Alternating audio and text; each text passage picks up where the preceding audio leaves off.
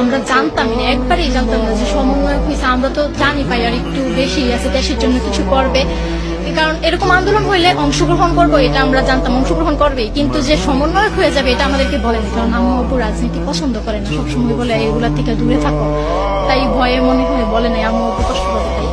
তো যে সময় গুম হইয়া গেছিল, তারপর ভাইয়ার ফ্রেন্ডদের নাম্বার তো আমাদের কাছে আছে, আপু কল দিছিল, ওই সময় ওরা বলছে যে ভাইয়া সমন্বয়, ওই সময় আমরা জানতে পারছি যে সমন্বয়। ওই সময় আমার আম্মু সাহস করে গেছিল, আমার আব্বু যাইতে পারে না, মর্গে ঢুকতে পারে না, আমার আম্মু সাহস করে গেছিল যে দেখ, মানে মর্গের লাশ 2-3টা দেখার পর আমার আম্মু ওইখানে মাথা ধরে পড়ে গেছে, এত খারাপ অবস্থা ওই টাইমে। তারপর আম্মু একটু দিকে বাইক করে নিয়ে আসছে, আর দেখ হইব না। তারপর আমি একটু বসে পানি খাইতেছিল, একটু বসেছিল, ওই সময় ভাইয়ার একটা বন্ধু ছিল মুয়াজ্জিন ভাই, উনি কল দিয়া বলছে যে আসিফকে পাইছি 11টার দিকে ফালাই দিয়া গেছে। আসিফ ফোন দিয়ে আমাকে কল দিয়া বলছে যে আমাকে এখান থেকে নিয়ে যাওয়া, অবস্থা অনেক খারাপ।